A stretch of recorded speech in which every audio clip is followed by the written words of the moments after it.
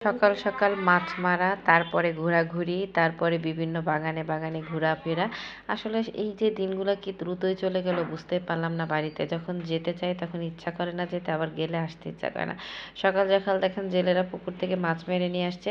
তো 3 দিন ধরে মাছ মারা হচ্ছে, আসলে পুকুরটা পরিষ্কার করা হবে নতুন করে মাছ ধোয়ার জন্য। তো এই যে আজকে হচ্ছে ওষুধ দিয়ে মাছ মারছে। তো যে মাছগুলো আর কি শিং মাছ, এত সুন্দর শিং মাছ, হলুদ হয়ে গেছে গা। শোল মাছ, কই মাছ, যে মাছগুলো আর কি দেশি মাছ বলে আর কি, সেই মাছগুলো আমরা রেখে দিলাম। তো আমি অনেক দিন এই পুকুরের পাড়টাতে যাওয়া হয় না, তো আজকে ভাবলাম যে এই পুকুরের পাড়টাতে যাই। তো দেখেন বাঁশের পাতা পড়ে বিছায় আছে, এগুলো ঝাড়ি দিয়ে নেওয়ার লোকজনও এখন খুব কম কমই আছে। আগে তো একদম লোকজন কিছুদিন পর পর এসে ঝাড়ু দিয়ে নিয়ে যেত, এখন বেশিরভাগ লোকজনই গ্যাসের চুলায় রান্না করে, সেজন্য পাশের পাতার আর এখন কোনো কদর নাই। তো আমার মেয়েরা দেখেন আগেই পুকুরে এই পাড়টা চলে আসছে।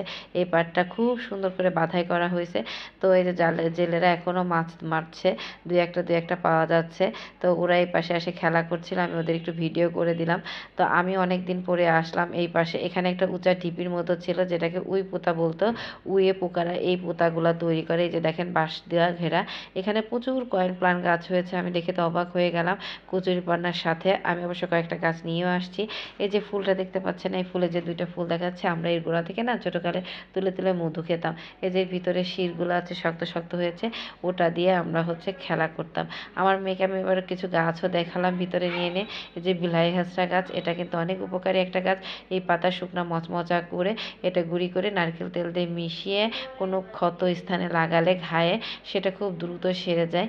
তো আপনারা চাইলে এটা ট্রিটমেন্ট করতে পারেন। তো এখানে এদিকে আবার দেখেন একটা বেলি ফুল গাছও আমি দেখি পেয়েছি। এই সুন্দর 2টা ফুলও ফুটেছে। আমরা ঢাকায় দেখেন এগুলো টাকা দিয়ে দিয়ে কিনি।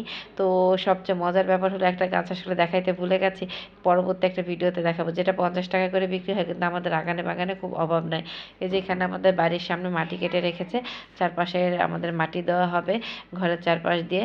তো এখানে এগুলো সিস্টেম করা হয় না, ঈদ চলে আসছিল, ওই জন্য পরে যা বলে তাদের খুঁজে পাওয়া যাচ্ছিল না।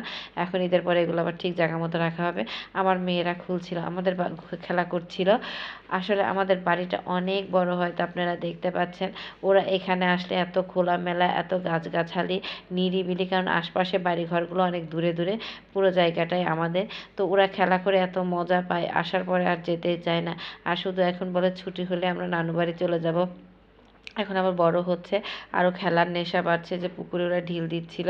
তো যাই হোক, এই যে আমাদের বাসার সামনে যে মসজিদটা, আসলে এটা সামনে বলতে পিছনেও আমাদের বাড়ির অনেকটা জায়গা আছে, যে ফাঁকা জায়গাগুলো এগুলো সবই আমাদের নিজেদের। ওরা দেখেন খেলা করছিল। তো আমার বাচ্চারা যে এত মজা পায় এখানে আসলে। তো আমরা এই যে বাড়ি থেকে যখন আসবো সেদিন আর আসতে মন চায় না, মনে হয় যে আরও কয়েকটা দিন থেকে যায়।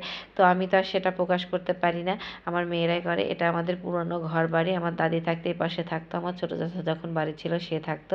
তো আমি উপরে আম গাছগুলো একটু ভিডিও করছিলাম। এবার মোটামুটি আম হয়েছে, অনেক বেশি হয় নাই। তো পরবর্তী ভিডিওতে আরও কিছু দেখাবো। আজ এ পর্যন্তই, ভালো থাকবেন।